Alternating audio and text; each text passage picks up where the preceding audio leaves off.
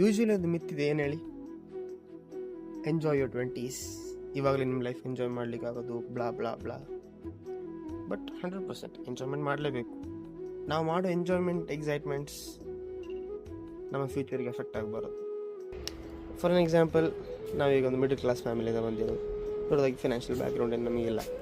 ಈ ಟೈಮಲ್ಲಿ ನಾವು ಎಂಜಾಯ್ಮೆಂಟನ್ನು ಸ್ಟಾರ್ಟ್ ಮಾಡೋ ಹಲವಾರು ವಿಷಯಗಳು ಡೆಫಿನೆಟ್ಲಿ ಇನ್ಫ್ಲೂಯೆನ್ಸ್ ಆಗೇ ಆಗುತ್ತೆ ನಮಗೆ. ಬಿಕಾಸ್ ಈ ಟೈಮ್ ನಾವು ಹೇಗೆ ಯುಟಿಲೈಸ್ ಮಾಡ್ತೀವಿ ಅನ್ನೋದು ನಮ್ಮ ನೆಕ್ಸ್ಟ್ ಕಮಿಂಗ್ ಡೇಸ್ ಹೇಗಿರುತ್ತೆ ಅಂತ ಡಿಸೈಡ್ ಮಾಡೋದು 100% ಅಲ್ಲ.